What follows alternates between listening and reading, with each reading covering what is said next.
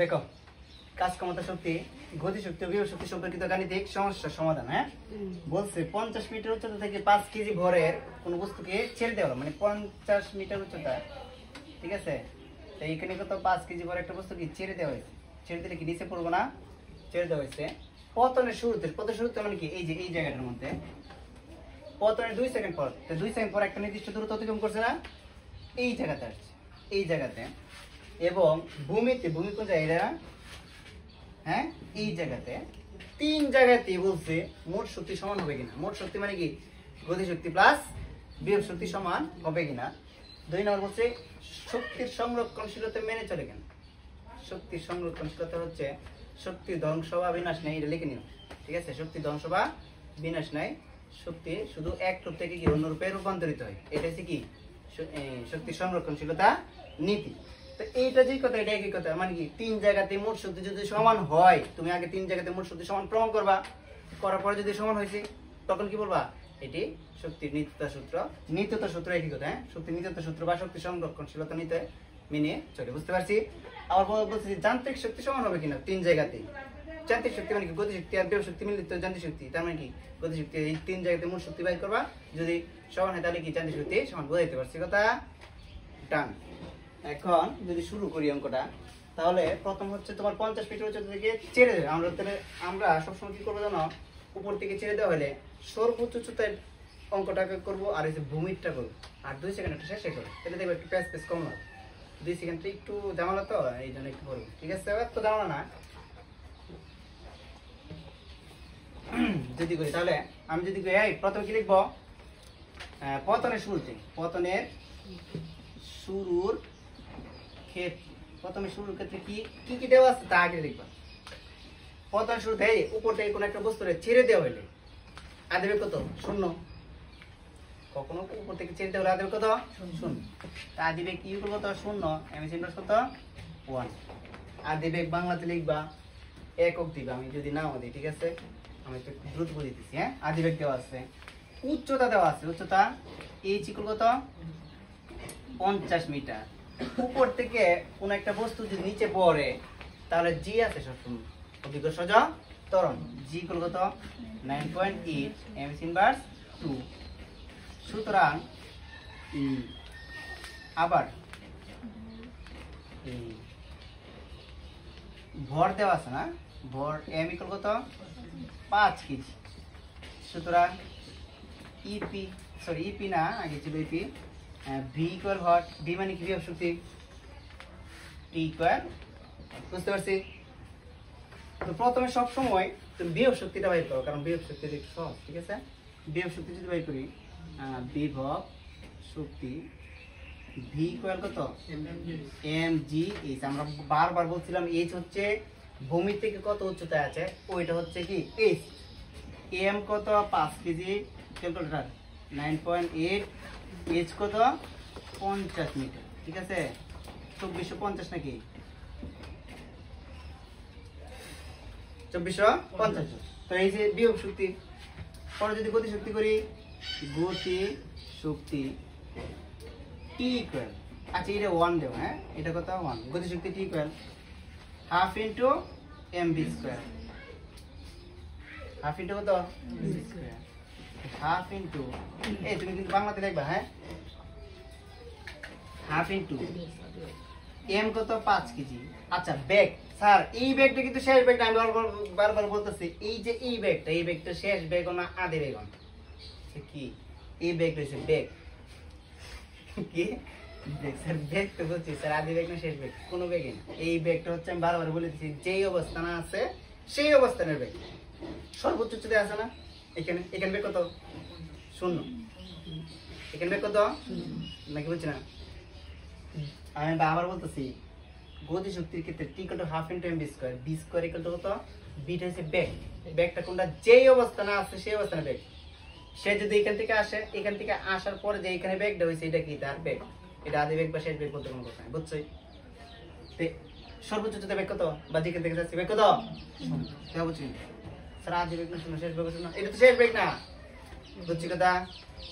কত? 0 জুল। সুতরাং পতনের শুরুতে কি তুমি যান্ত্রিক শক্তি যদি থাকে তাহলে লিখবা যান্ত্রিক শক্তি, যান্ত্রিক শক্তি, বা যদি এটা থাকে তাহলে লিখবা মোট শক্তি। এটা লিখলাম কত E1, E1 মানে এনার্জি শক্তি। হ্যাঁ, E1 কত হবে V1 প্লাস T1 কত 2450 প্লাস কত 0 2450 জুল। বুঝতে পারছি? এই হচ্ছে কি পতনের শুরুতে তার কি মোট শক্তি। তারপরে আরেকটা কি বলছিলাম করব,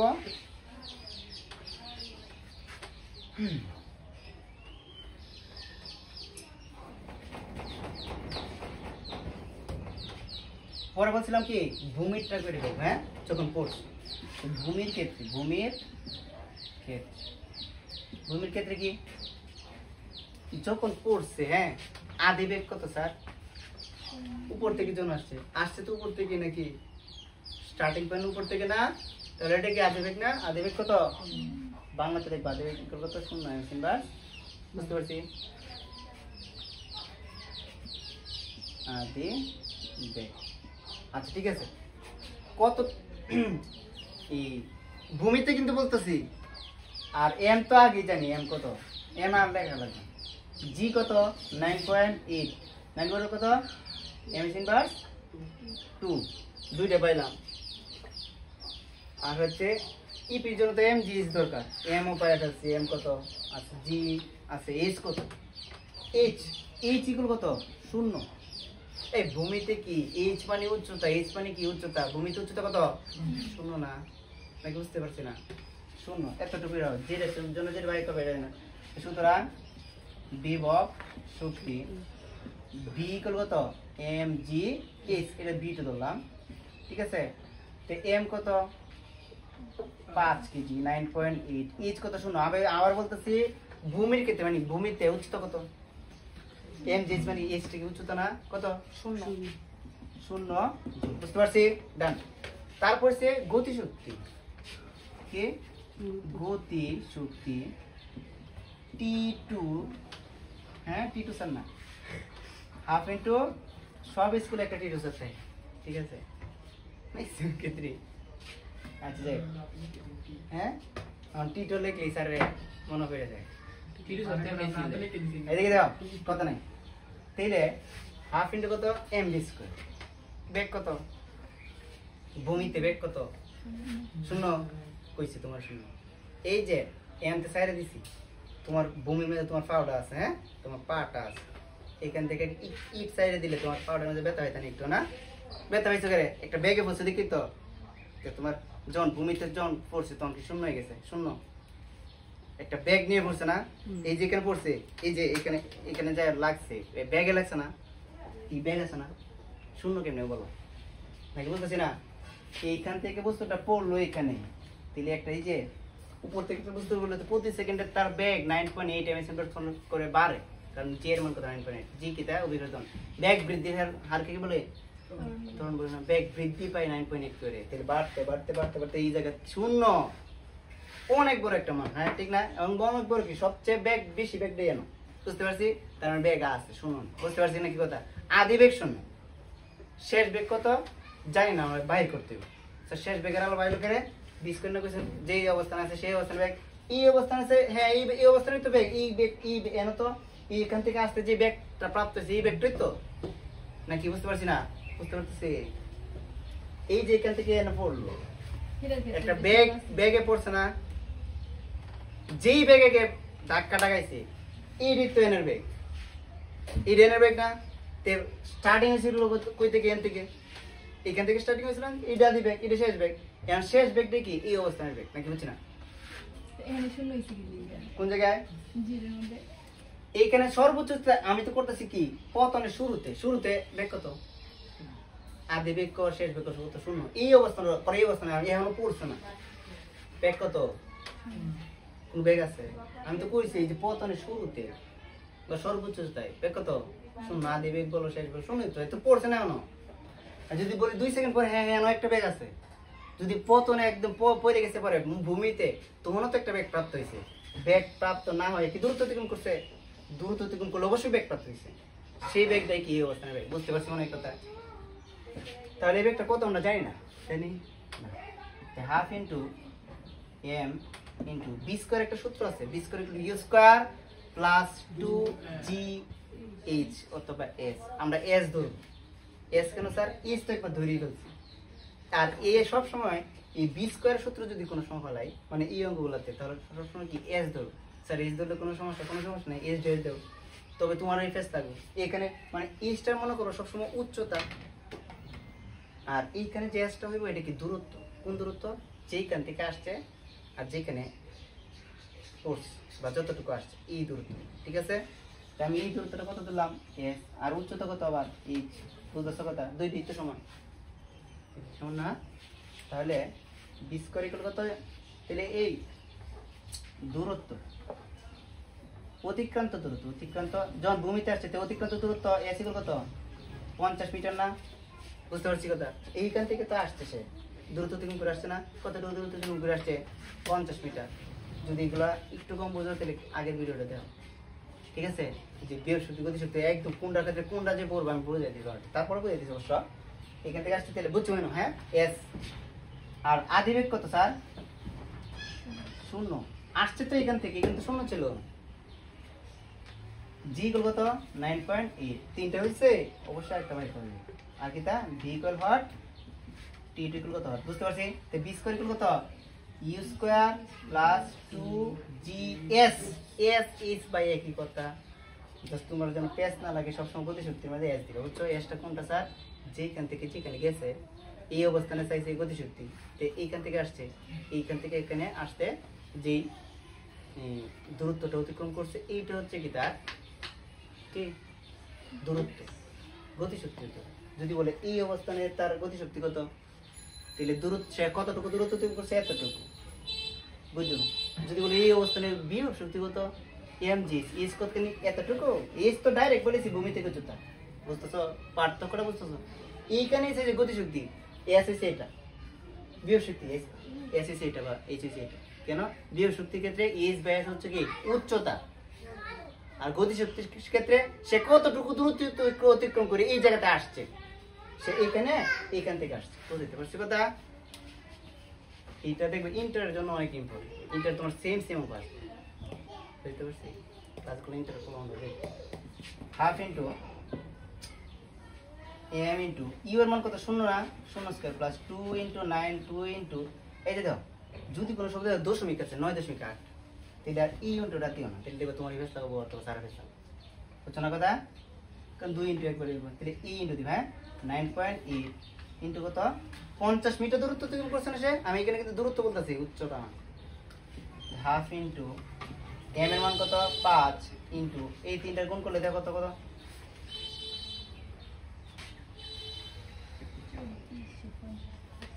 না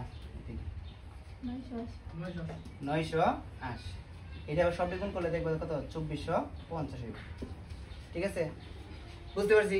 তাহলে কি হইলো ভূমির ক্ষেত্রে, সুতরাং ভূমিতে কি যান্ত্রিক শক্তি ই টু দিলাম, ইটু গুলো কত ভি2 প্লাস কত টি2 না, ভি2 কত 0 প্লাস কত 2450 সমান কত 2450, এই যে এখানে মিলছে এখানে মিলছে, বুঝতে পারছি। এতটুকু আগে উঠাও, তারপর বাকিটা করে উপরে উপরে পতনের 2 সেকেন্ড পরের ক্ষেত্রে না, এইটা বস্তুটা নিচে পড়লো, এবার 2 সেকেন্ডে ধরো কতটুকু দূরত্ব অতিক্রম করলো এতটুকু, বুঝছি। এইখানে আসছে, বুঝতে পারে না, এখানে যদি আসে এইটা হচ্ছে কি তার এস, জানি না কতটুকু নিচে নামছে জানি না। আবার ই এতটুকু নিচে নামার পরে উচ্চতা কতটুকু, উচ্চতা রয়েছে বিভব শক্তির ক্ষেত্রে এতটুকু, কতটুকু আমি জানি কত স্যার 50 মাইনাস এস, নাকি বুঝি না, পুরা আছেন 50, পুরা ছিল কত 50 থেকে যদি এই যে যতটুকু নামছে এতটুকু বিয়োগ দিলে তাহলে কি হবো উচ্চতা হয়ে যেত না, এটা হচ্ছে এটা উচ্চতা, বুঝতে পারছি মামা। এখন কি করতে হবে, আচ্ছা উচ্চতা কি এস ছাড়া কি উচ্চতা পারবাম, হ্যাঁ উচ্চতা ছাড়া বিভব শক্তি পারবাম না, আর এস ছাড়া কি হাফ ইন্টু এম স্কয়ার পারবাম না, হাফ ইন্টু স্কয়ার সূত্র কি square plus square plus 2gs s কত যতটুকু দূরত্ব তুমি বলছি তার মানে s বের করা খরচ নাকি এদিকে যদি দিবি এখানে নামছে কোন জায়গা থেকে এখান থেকে না আদিবেগ কত আদিবেগ ইকুয়াল কত লগ 2 এমএস ইনভার্স 1 পরে g ইকুয়াল কত 9.8 দুইটা পাইছি কইছে না 2 সেকেন্ড পরে সময় তো আছে সময় t ইকুয়াল কত 2 সেকেন্ড সুতরাং 2 সেকেন্ড এ অতিক্রান্ত দূরত্ব s ইকুয়াল what আগে দূরত্ব বের করলাম 2 সেকেন্ড পর উচ্চতা h ইকুয়াল কত 50 মাইনাস s সুতরাং 2 সেকেন্ড পর কি গতিশক্তি সমান t বিয়োগ শক্তি d ইকুয়াল হট বুঝতে পারছি মা হ্যাঁ এখন যদি আমরা প্রথম কাজকে আমার s বের করা s এর সূত্র কোনটা করতে পারে দিয়েছে এই যে এই চারটা দিয়ে না s ইকুয়াল কত ut plus half into g square করেছে না s equal ut plus half gt square u কত লার্জ ডোসিং t কত 2 second plus half into g এর মান কত 9.8 ইনটু 2 স্কয়ার মানে 2 সেকেন্ড 0 প্লাস কোন করলে উত্তর কত হয় 2 দুগুণে 4 4 দিয়ে ভাগ করলে 2 19.6 মিনিট 19 কত 19.6 মিটার বুঝতে পারছি আচ্ছা s বের করতে এখন h বের করা সম্ভব না সুতরাং উচ্চতা 2 সেকেন্ড হ্যাঁ 2 সেকেন্ড और উচ্চতা h ইকুয়াল কত 50 মাইনাস s 50 মাইনাস 19 কত 6 30.4 মিটার ঠিক আছে সব হয়ে গেল সুতরাং কি বিভব শক্তি v ইকুয়াল কত mg h বুঝতে পারছি m কত 5 কেজি 9.8 গুণ করো h কত 30 কত 4 কত হইছে গতি শক্তি t equal half into mv square